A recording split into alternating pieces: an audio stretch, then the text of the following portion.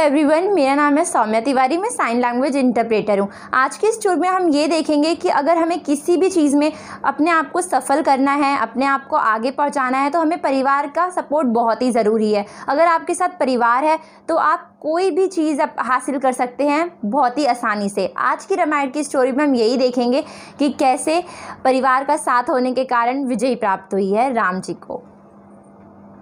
ये कहानी है रामायण के उस भाग की जब प्रभु श्री राम का तीर जाकर के रावण की नाभि में लगा। रावण धराशायी होकर के जमीन पर गिर गया। रावण अपनी आखिरी सांसें गिन रहा था। श्री राम की जो सेना थी, इसमें जश्न का माहौल था, जश्न मनाया जा रहा था। रावण की मौत होने वाली थी। श्री राम ने लक्ष्मण को बुलाया और कहा कि एक काम करना है फटाफट से। लक्ष्मण ने बोला कि क्या भैया, क्या काम करना है?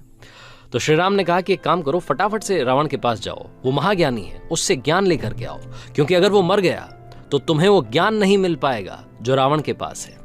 लक्ष्मण हंसने लगे। उन्होंने कहा कि भैया क्या मजाक है? रावण जो कि घमंडी अहंकारी है, जिसने भाभी का अपहरण किया था, उस रावण से आप ज्ञान लेने के लिए कह रहे हैं? श्री राम ने कहा कि मेरा आदेश है, मानना पड़ेगा। लक्ष्मण का मन नहीं था, अंदर से अच्छा नहीं लग रहा था, उन्हें बुरा लग रहा था, लेकिन भैया का आदेश था, मानना था। गए, जाकर के रावण के सर के पास खड़े हो गए और रावण से कहा कि ये रावण, तुम्हारा आखिरी वक्त चल रहा है, जाने से पहले मुझे ज्ञान देकर के जाओ, भैया ने मुझे यहाँ भेजा है। जो लक्ष्मण की आवाज में तुनक थी, जो गुस्सा था, वो रावण को पसंद नहीं आया। रावण ने सर फेर लिया। लक्ष्मण ने जब ये देखा तो उन्हें गुस्सा आ गया। वापस हो गए श्री राम के पास और जाकर के कहा कि भैया पहले ही कहा था वो घमंडी अहंकारी है, उससे क्या ज्ञान मिलेगा?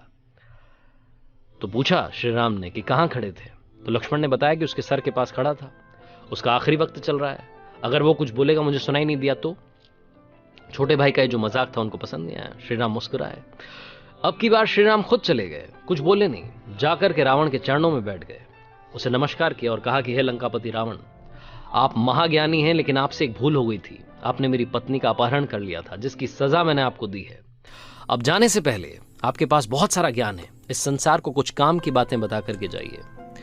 रावण ने कहा कि पहली बात तो मुझे बड़ा अच्छा लगा कि तुमने अपने भाई को यह सिखा दिया कि संस्कार क्या होते हैं, अनुशासन क्या होता है। गुरु के पास अगर ज्ञान लेने के लिए जाते हैं तो सर के पास खड़े नहीं होते, पैरों में बैठा जाता है।